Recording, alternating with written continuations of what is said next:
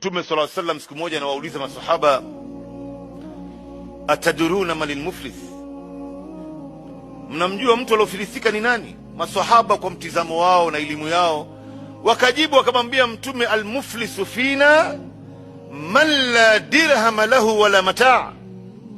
Muflis kwetu sisi ni mtu ambaye hana shilingi wala kwacha wala dola,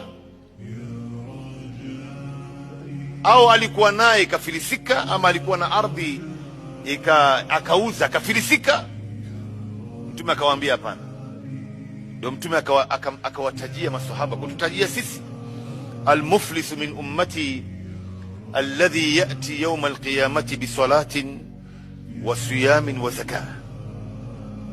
Muflis katika umma wangu ni yule ambaye siku ya kiyama atakuja na swala nyingi.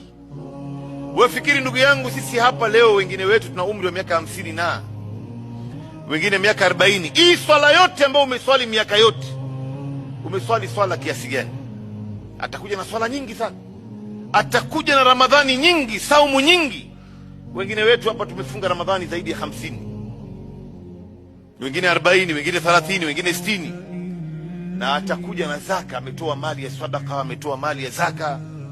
Lakini Mtume anasema wayati, huyu bwana atakuja siku ya kiyama na ana dhulma 5 ameyafanya katika hadithi hii. Lakini inawezekana wewe ukawa na dhulma moja katika hizi 5, basi wewe ni miongoni mwao, ama ukiwa na 2 ama 3 ama ukawa nazo zote.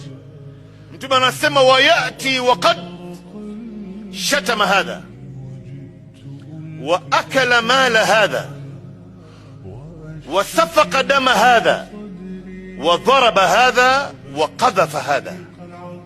Yani atakuja siku ya kiyama ili hali ya kuwa amemtukana huyu. Kumtukana mtu, ndugu yangu, matusi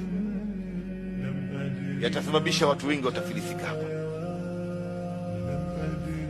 Na atakuja ili hali ya kuwa mwingine amekula mali ya fulani, hapa ndo mahalu shahid, wa akala mala hadha.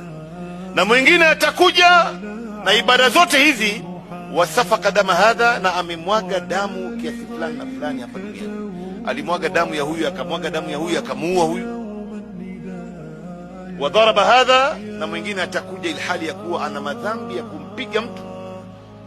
Wewe leo ambao unaipenda kupigana na kuwapiga watu kwa dhulma, hata ukimtia mtu kofi kwa kumuonea tu, pate kujua ndugu yangu, utakuwa ni mtu uliofilisika siku ya kiyama. Tahadhari sana hawa watu ambao wanaopenda kupigana ovyo. Kisha Mtume anasema waqadhafa hadha, na atakuja siku ya kiyama miongoni mwao amekuja ili hali ya kuwa amemuharibia jina fulani, alimsengenya fulani, alimuharibia jina, akampaka matope. Leo kuna baadhi yetu sisi hapa, ndugu zangu, tunabeba madhambi ya watu. Sasa wewe utakapokuja na madhambi kama haya, imma ni mmoja wao katika madhambi haya au unazo zingine, au ni yote, siku ya kiyama hakuna masala ya kwamba wewe kuingiza mkono mfukoni ukatoa pesa ukaanza kumlipa yule aliyomdhulumu. Hapana. Wala hautoambiwa bwana chukua kalamu uandike check umpe haki yake huyu. Hakuna hiyo. Mtume anasema fayu'ti hadha min hasanatihi wa hadha min hasanatihi, itachukuliwa yale matendo yako mema. Sasa swala yako, saumu yako, zaka yako, qiyamul layli yako, Qur'ani yako, sadaka yako, itachukuliwa haya matendo yako mema. Wataanza kulipwa hawa watu ambao uliwafanyia mabaya, watalipwa mpaka mwisho. Matendo yako yote yatakwisha, na bado kuna watu wanakudai. Mtume sallam anasema fa in faniyat hasanatuhu qabla an yuqdha ma alayhi ukhidha min khatayahum faturihat alayhi thumma turiha fi an-nar. Na itakapomalizika matendo yako mema na kuna watu ambaye bado wanakudai haki zao, sasa matokeo yake ni kama madhambi yao wale watu ambao wanakudai wewe katika dhulma ambao uliwafanyia, itachukuliwa madhambi yao, utatupiwa wewe, kisha utatupwa ni ya moto wa jahannam.